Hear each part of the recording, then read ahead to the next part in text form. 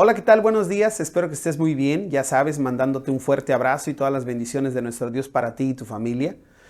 Continuamos en este maravilloso estudio del segundo libro de Samuel, que nos ha enseñado maravillas, maravillas del carácter, han sido joyas que hemos podido recibir de parte de nuestro Dios, viendo la vida del rey David y de todos los personajes que están a su alrededor. Como en ocasiones vemos fortalezas de carácter tremendas, pero también en momentos hemos visto unos bajones terribles, y de las dos hemos aprendido, porque a lo mejor nos vamos a identificar con esas subidas de buen carácter, pero con esas valles, con esas bajadas en las que podemos reconocer que la hemos regado. En esta ocasión continuamos con el libro de Samuel y ya estamos, si no me equivoco, en la lección 25, ya vamos bastante avanzados, y el tema que vamos a ver en esta ocasión es: nunca es tarde para la justicia.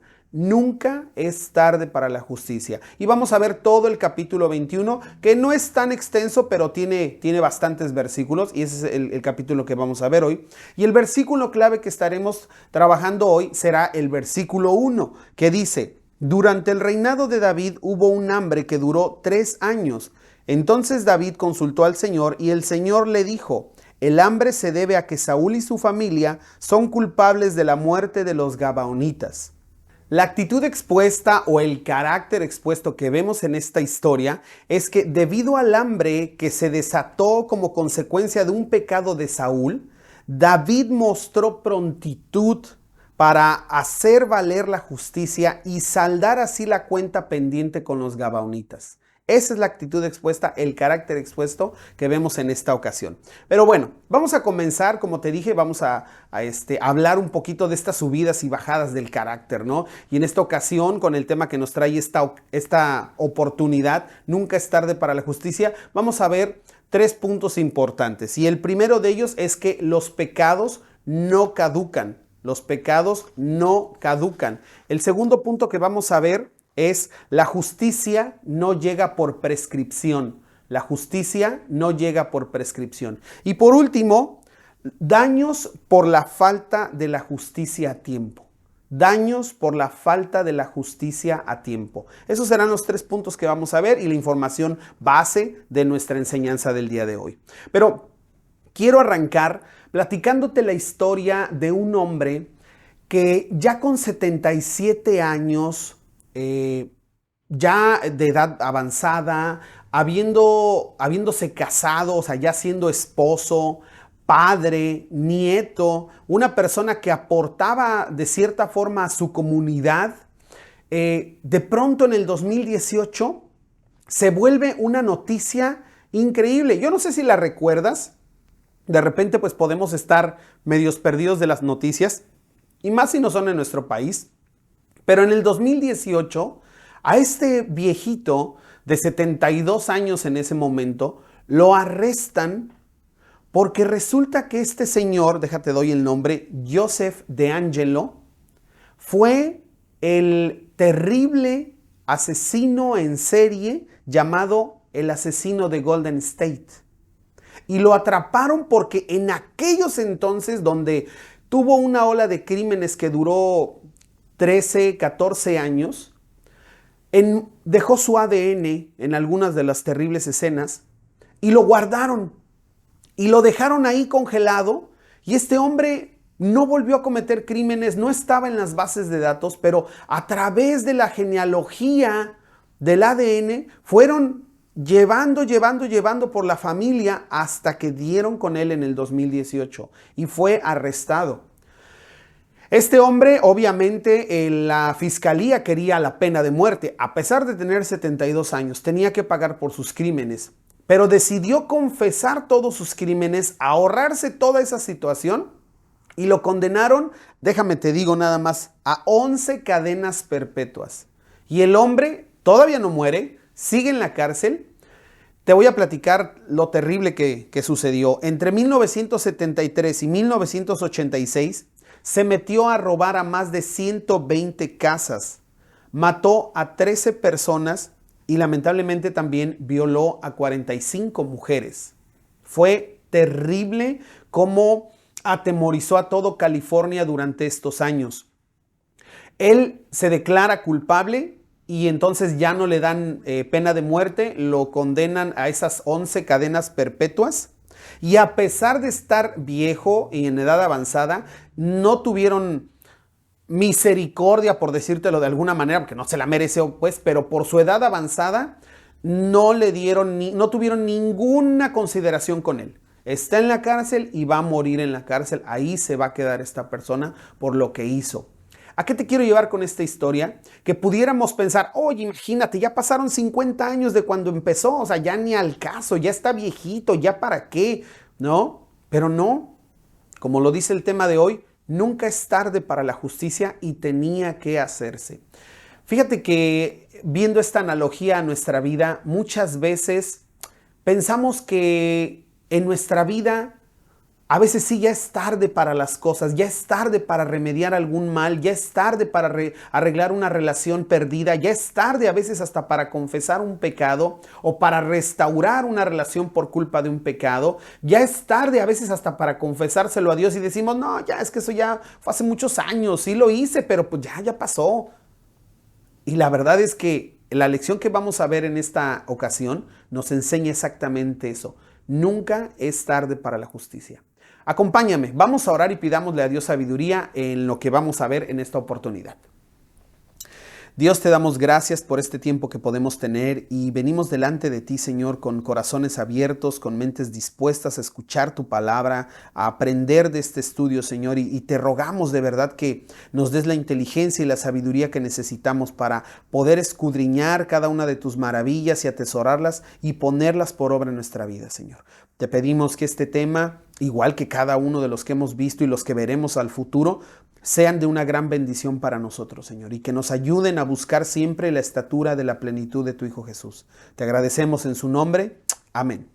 Muy bien, pues vamos a comenzar.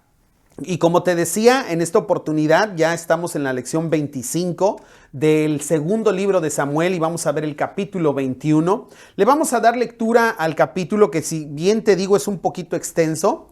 Y nos vamos a enfocar más en la parte de la historia en donde David tiene que resolver este tema junto con los gabaonitas por aquel pecado de Saúl, ¿ok? Pero hay otra parte dentro de este capítulo en donde nos habla de las guerras con los filisteos y cómo David, ya en su edad avanzada, le dicen, ya no salga porque usted puede terminar muerto, y entonces sí, vamos a terminar sufriendo esa pérdida. Acompáñame por favor a 2 de Samuel, capítulo 21. Durante el reinado de David hubo un hambre que duró 3 años. Entonces David consultó al Señor y el Señor dijo, el hambre se debe a que Saúl y su familia son culpables de la muerte de los gabaonitas. Entonces el rey mandó llamar a los gabaonitas. No formaban parte de Israel, pero eran todo lo que quedaba de la nación de los amorreos. El pueblo de Israel había jurado no matarlos, pero Saúl, en su celo por Israel y Judá, trató de exterminarlos. David les preguntó, ¿qué puedo hacer por ustedes? ¿Cómo puedo compensarlos para que ustedes vuelvan a bendecir al pueblo del Señor? Bueno, el dinero no puede resolver este asunto entre nosotros y la familia de Saúl, le contestaron los gabaonitas. Tampoco podemos exigir la vida de cualquier persona de Israel. ¿Qué puedo hacer entonces?, preguntó David. Solo díganme y lo haré por ustedes. Ellos respondieron, fue Saúl quien planeó destruirnos para impedir que tengamos un lugar en el territorio de Israel. Así que entréguenos 7 hijos de Saúl y los ejecutaremos delante del Señor en Gabaón, en el monte del Señor. Muy bien, dijo el rey, lo haré. Debido al juramento de David y Jonatán, que habían hecho delante del Señor, el rey le perdonó la vida a Mefiboset, el hijo de Jonatán, nieto de Saúl. Sin embargo, les entregó a los 2 hijos de Saúl, Armoni y Mefiboset, cuya madre era Rispa, la hija de Ajá.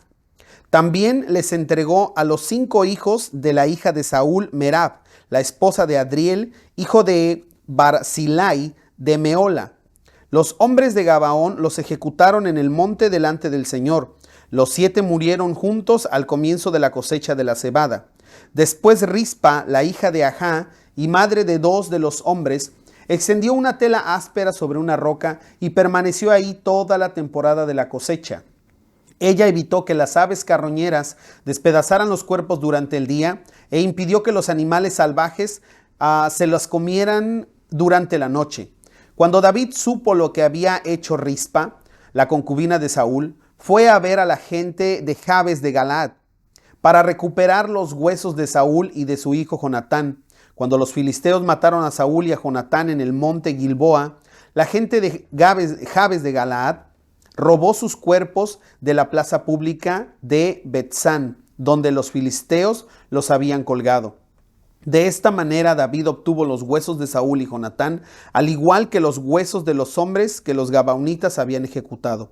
Luego el rey ordenó que enterraran los huesos en la tumba de Cis, padre de Saúl, en la ciudad de Sela, en la tierra de Benjamín. Después Dios hizo que terminara el hambre en la tierra.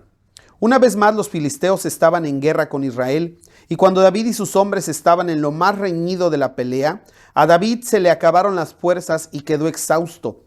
Isbi Benob era un descendiente de los gigantes. La punta de bronce de su lanza pesaba más que 3 kilos y estaba armado con una espada nueva.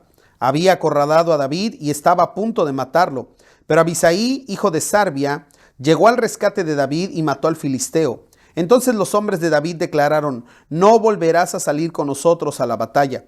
¿Por qué arriesgarnos a que se apague la luz de Israel? Después hubo otra batalla contra los filisteos en Gob. Mientras peleaban, Sibecai de Usa mató a Saf, otro descendiente de los gigantes. Durante otra batalla en Gob, Elanán, hijo de Yair de Belén, mató al hermano de Goliat de Gat.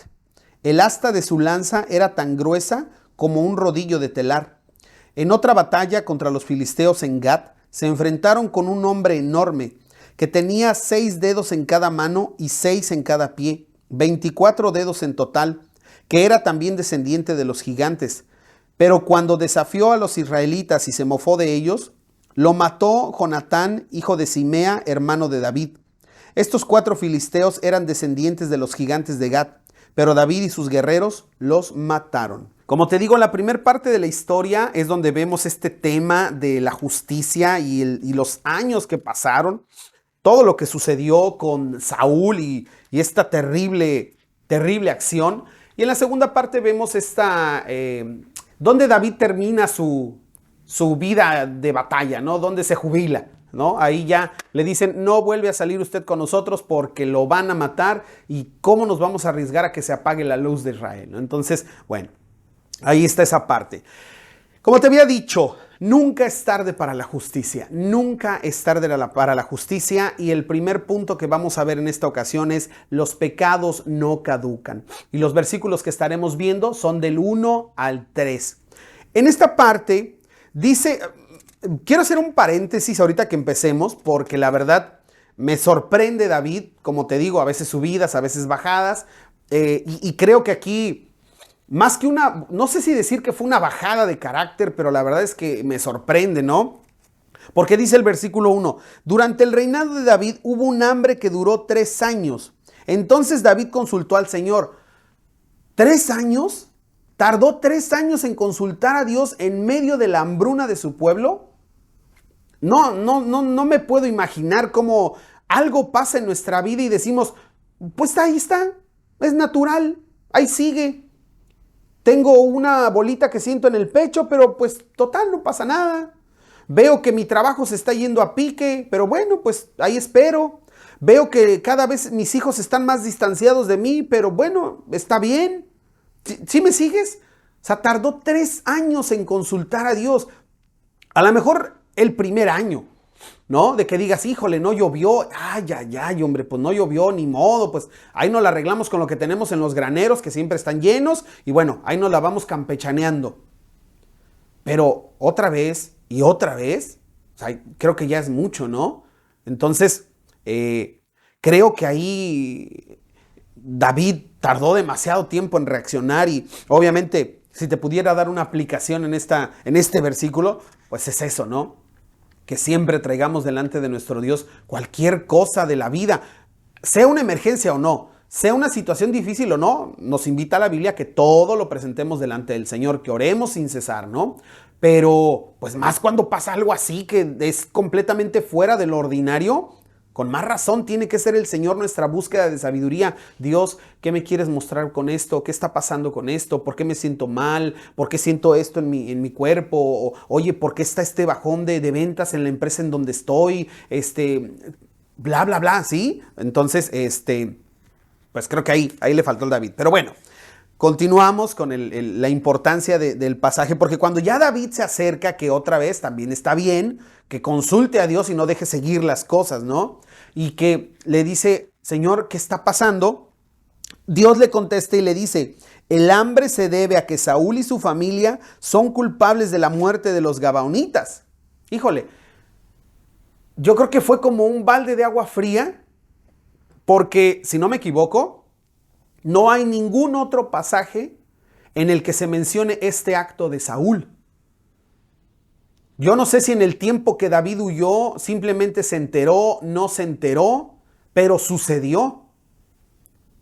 Y dice, cuando David manda llamar a los gabaonitas y les dice, hey, ¿qué puedo hacer por esto que ha sucedido para que podamos arreglar las cuentas y ustedes puedan bendecir al pueblo de Dios, puedan decir delante de Dios, la cuenta está saldada, estamos en paz, el pecado que sucedió ya no existe y todos contentos, ¿no? Esa era la intención de David con esto. Y entonces les pregunta qué puedo hacer. Ellos van a decir sus acciones en la siguiente parte, pero lo importante aquí que quiero mencionar es que dice que ellos no eran parte de Israel, pero los israelitas habían jurado no matarlos. A pesar, fíjate bien, a pesar de que los habían engañado. No vamos a tomar mucho tiempo, pero te dejo de tarea leer Josué 9. A ver si aquí me lo ponen en la pantalla, por favor. Josué 9. Porque en Josué 9 es donde Dios ya les dio la instrucción a los israelitas de que maten a todas las naciones, a todos los pueblos que están de los amorreos, a todos los habitantes de Canaán. Y los gabaonitas engañan a los israelitas haciéndoles creer que ellos venían lejísimos y que pues no los mataran, que ellos venían y les traían estas ofrendas y que iban a ser sus siervos, pero por favor. Y los israelitas pues caen en el engaño y les prometen no hacerles nada. Después se enteran que era mentira y les dicen, ¿qué pasó? ¿Por qué lo hicieron? Pues es que teníamos miedo, escuchamos las historias de que el Dios de ustedes hizo sacó a todo mundo, ¿no? Y no queríamos pasar por eso. Y entonces los israelitas les dicen, está bien, como lo prometimos, no haremos nada que enoje, que traiga la furia, que traiga el enojo de Dios. Fíjate bien, desde ahí los israelitas ya entendían que no podían romper una promesa. Y les dice, no haremos nada que acarree enojo de Dios sobre nosotros. Les vamos a perdonar la vida, pero de aquí en adelante ustedes serán siervos de Israel. Van a ser los encargados de la leña y del fuego delante del templo de Dios donde quiera que esté. Y estos dijeron que sí, ahí sí sellan el trato y eso iba a durar perpetuamente, ¿no? Y entonces, años después, no sé cuántos años después, cientos de años después, Saúl, que dice en su celo, pero no era celo, o sea, no era un celo santo, no era, ay, mi nación y cómo la amo y yo tengo un patriotismo y debemos tener esta pureza. No. Era más bien una codicia de no querer tener a nadie más. Era una, ya, ¿para qué te platico quién es Saúl? Creo que lo hemos repasado mucho. Esta mentalidad tan equivocada y malvada que tenía. Entonces, él inicia este intento de exterminio de los gabaonitas, hombres, mujeres, niños, ancianos, a todos, pero no lo logró. Y los gabaonitas siguieron en su labor después de que cesó esta matanza, pero eso, como dijeron los de Josué 9, ahí quiero que lo vayas hilando, trajo el enojo de Dios. Los de Josué 9 dijeron, no haremos nada que acarree el enojo de Dios hacia nosotros. Exacto, entonces, con lo que hizo Saúl, trajo el enojo de Dios. Y pasaron años y este tema no se resolvió. Yo no sé si también David en algún momento, y estoy especulando, se enteró de la situación y la dejó pasar. Dijo, bueno, pues yo no lo hice, ya mataron a Saúl, a lo mejor, como decimos, los mexicanos, muerto el perro, pues se acabó la rabia. O sea, sí, el pecado lo hizo Saúl, pero pues ya se lo echaron, ya, total. Entonces ahí quedó, ahí se saldó la cuenta. Y luego todavía se murió su hijo. No, ya, más que saldada la cuenta. Pero la realidad es que no es intercambiar. Y ahí vamos a empezar con la explicación de esto. Los pecados no caducan. No pasa el tiempo y decimos, ya pasaron 5 años, 10 años de aquel engaño que hice, de aquella mentira tan terrible, de aquel tomar algo que no era mío, de aquella pelea con mi familiar, aquella cosa que sucedió hace tanto tiempo, pues ya prescribió, ya quedó, ¿no? Ya se acabó. No, lamento decirte que no caducan los pecados. Se guardan ahí, se quedan en el closet, se quedan ahí adentro de la mochila. Y fue exactamente lo que pasó aquí. No te voy a dar muchas aplicaciones porque esa parte la vas a ver en tu lección con las preguntas que hemos preparado para que ya lo llevemos a la práctica. Pero esto fue lo que sucedió en esta oportunidad. Y quiero que pensemos, porque te quiero llevar a Números 14:18, con respecto al carácter de Dios con estas cosas. Acompáñame por favor a Números 14:18. El Señor es lento para enojarse y está lleno de amor inagotable y perdona toda clase de pecados y rebelión. Ahí te va lo importante. Pero no absuelve al culpable. En algunas otras versiones, como la Reina Valera, dice, no dará por inocente al culpable, no absuelve al culpable. ¿Qué significa esta palabra? Porque es bien interesante, ¿eh? Esta palabra de inocente significa quitar cargos judiciales, liberar, borrar del récord. No lo va a hacer Dios. Entonces, esto nos enseña que cuando nosotros hemos hecho algo y lo dejamos ahí, se queda en el tablero, ¿eh? No se borra, no se va. Ahí va a permanecer. Y muchas veces nosotros pensamos porque en ese momento no ocurrió el juicio, en ese momento no ocurrió el castigo, ya no pasó nada, no sucedió nada. Posiblemente esto pensó David y esto hasta mismo Saúl pensó. Ya, no pasó nada, no ocurrió. Pero la realidad es que en algún momento nuestro pecado nos va a pasar la factura. Nuestro pecado va a venir como ese crédito que nunca pagamos y que de repente nos llega, como esa deuda. No sé si te ha ocurrido a ti que de repente te llega que tienes una deuda con el municipio o que tienes una deuda con alguna dependencia de gobierno o hasta con el banco de centavos y que quedó después de años y dices, pero ¿cómo que le debo 3 pesos? No puede ser y por eso no me han dado el crédito, por eso no pude sacar las placas porque debo 5 pesos. Haz de cuenta, ¿no? Pero no tan leve, sino que realmente este pecado o esta situación que hayamos a lo mejor dejado pasar no caducó, ahí permaneció y eso es bien, bien importante. ¿Ok? Aquí lo que me gusta y que me hace buen ruido, no quiero decir si ruido, pero un buen sonido, es la reacción de los gabaonitas. Y ahí es donde vamos a entrar a nuestro segundo punto. La justicia no llega por prescripción. Y los versículos que vamos a ver son del 4 al 9. Porque ya en este momento David ya mandó llamar a los gabaonitas y les dice, sé lo que hizo Saúl, ¿qué puedo hacer para que saldemos la cuenta? ¿Qué puedo hacer para que esto ya quede aquí finiquitado?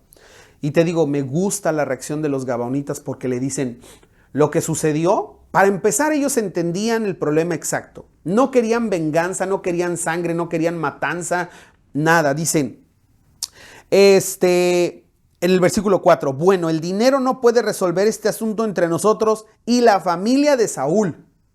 O sea, esto lo hizo Saúl, pues lamentablemente pues es su familia la que continúa en la situación. No es con los israelitas. No podemos pedir dinero para que esto suceda. No podemos tampoco demandar la vida de cualquiera que pues no es ni culpable, siendo que el tema es con Saúl. Así que pues entréganos a 7 descendientes de Saúl y pues vamos a hacer justicia delante de Dios. Porque hasta eso, cuando dice que ejecutaron a estos hombres, los ahorcaron.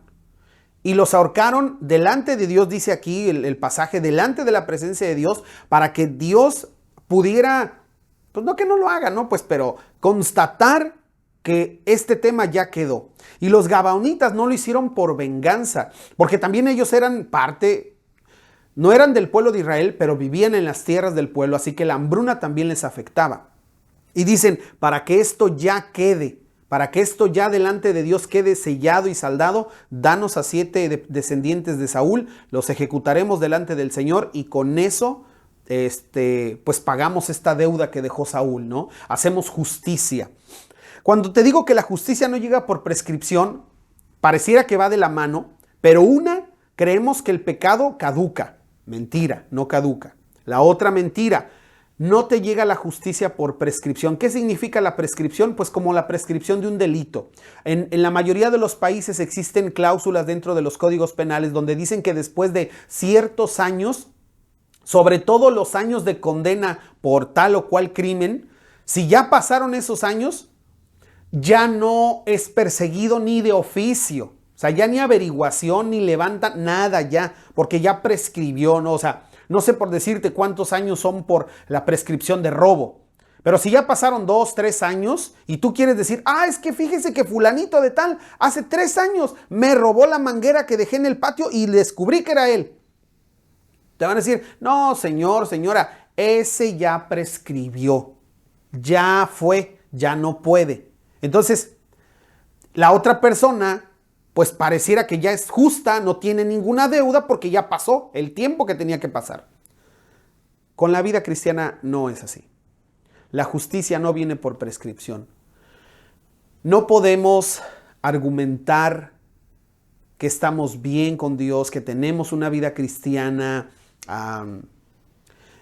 que camina, que avanza, cuando nosotros sabemos que traemos ahí en el tablero algo que sucedió y decimos, pues sí, pero es que eso ya fue hace 10 años.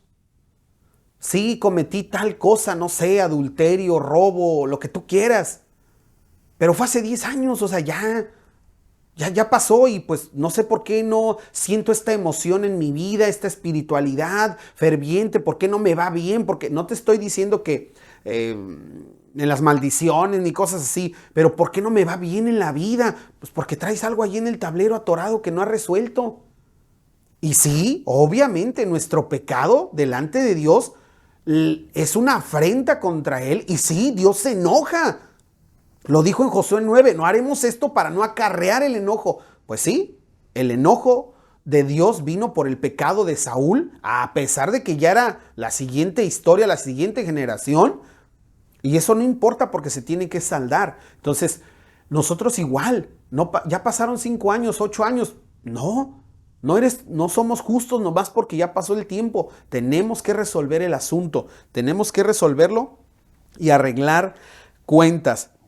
Algo que me gusta aquí es que David no acarrea mal sobre mal, porque si te das cuenta, entrega los 7, pero dice el pasaje que no entrega a Mefiboset, el hijo de Jonatán, por el juramento que hizo con él. Entonces, pues no iba a acarrearse un mal sobre otro mal, porque sabe que ahora él iba a ser el culpable y ahora ese enojo de Dios iba a ser para él. O sea, no hizo un hoyo para tapar otro, como decimos coloquialmente, no hizo un hoyo para tapar otro. A veces pudiéramos hacer eso. No cumplir nuestras promesas, atropellar una promesa porque prometí otra cosa y ya no cumplí aquella primera. No puede pasar, es un breviario otra vez, es un paréntesis nada más aquí en lo que corre el pasaje o en lo que corre esta lección. Decir, ¿por qué hiciste esto? Pues es que lo hice, pero es que porque le prometí a otra persona otra cosa y te enredas y haces un desastre. No. David dice, no lo voy a hacer, tengo que entregarle a 7, pero no puedo romper mi promesa con Jonatán, ¿no? Entonces, no se quiso poner en el mismo lugar de la burrada que hizo Saúl, ¿no? Y no lo entrega estos 7, como te digo, los ejecutaron, fueron ahorcados, con esto se salda el pendiente, con esto delante de Dios, los gabaonitas dicen, ya se hizo justicia, Señor, estamos bien y esto aquí termina, ¿ok? Luego viene nuestro tercer punto.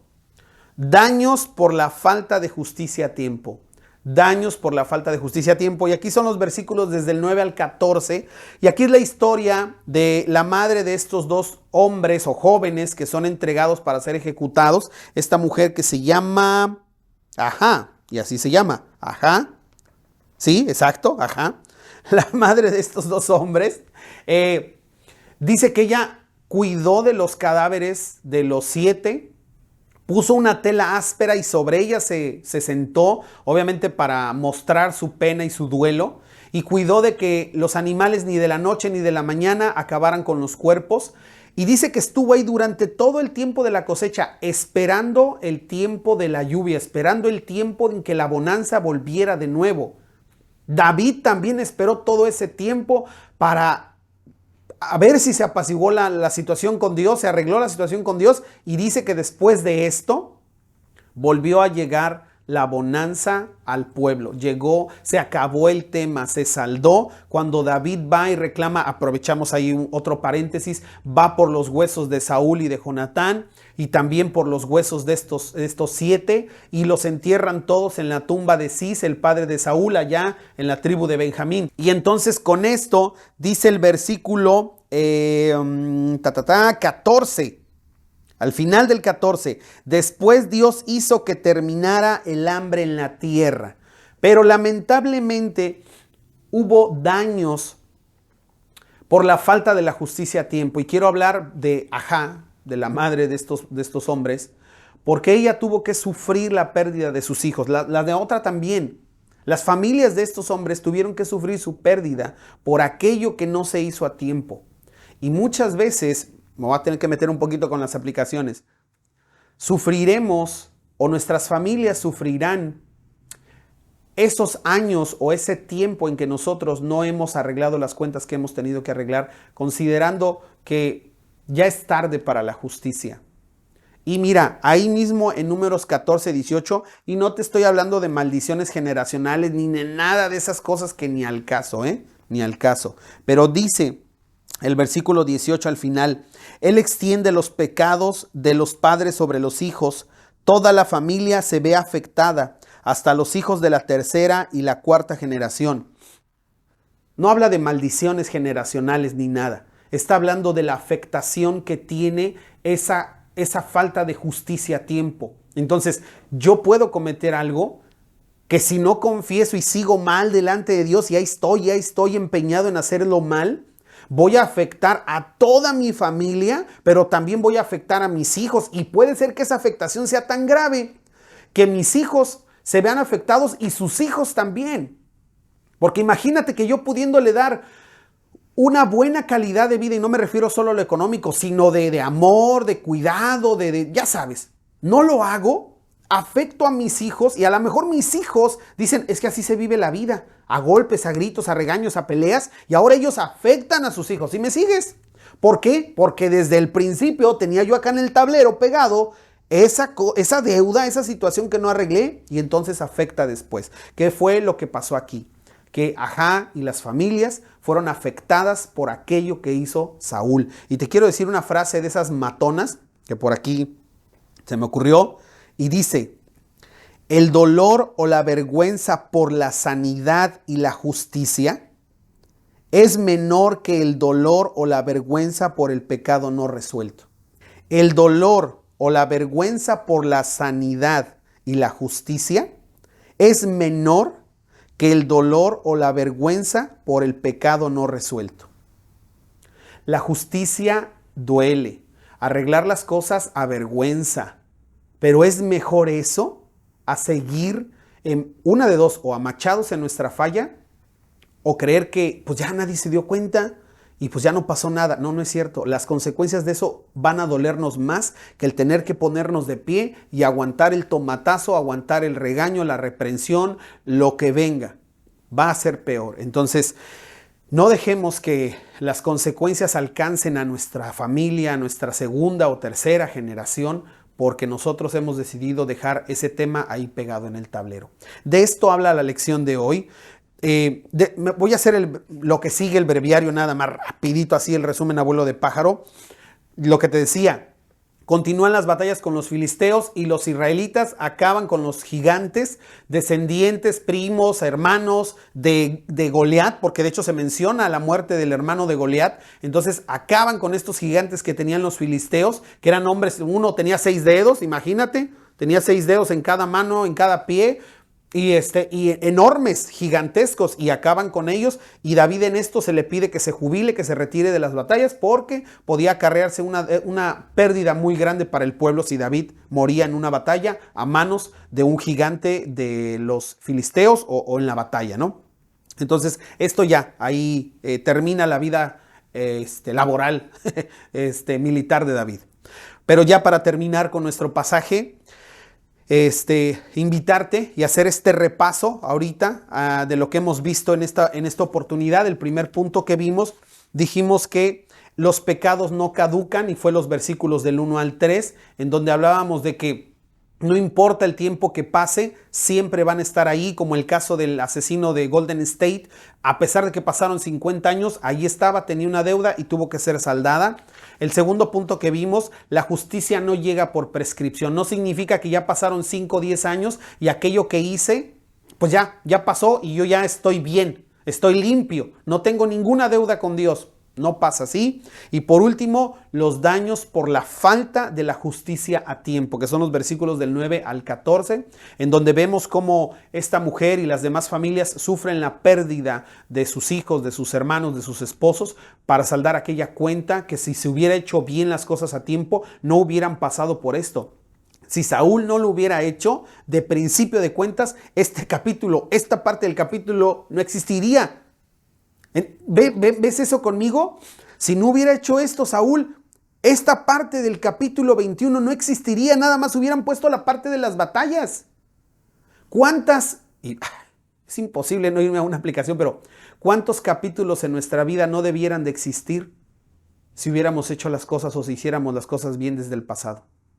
¿Cuántos capítulos en tu vida y en mi vida han empezado porque hemos hecho las cosas mal?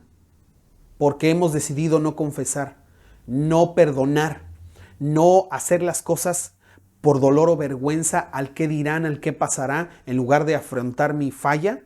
Y ahí vienen estos capítulos que no deberían de existir en nuestra vida. Te invito a que sigas reflexionando en el pasaje, no te pierdas la lección, y te animo a que te inscribas a Una Semilla en Casa, porque créeme, te deleitas en la reflexión entre todos juntos de lo que vimos en la lección y lo que le falta, porque no nos da el tiempo, créeme, en estos 30, 40 minutos para todo lo que vemos. Te animo de verdad a que reflexiones en esta lección, porque nos trae mucha más fortaleza de carácter de lo que podemos llegar a pensar. Cuídate mucho, te mando un fuerte abrazo, que Dios te bendiga. Bye bye.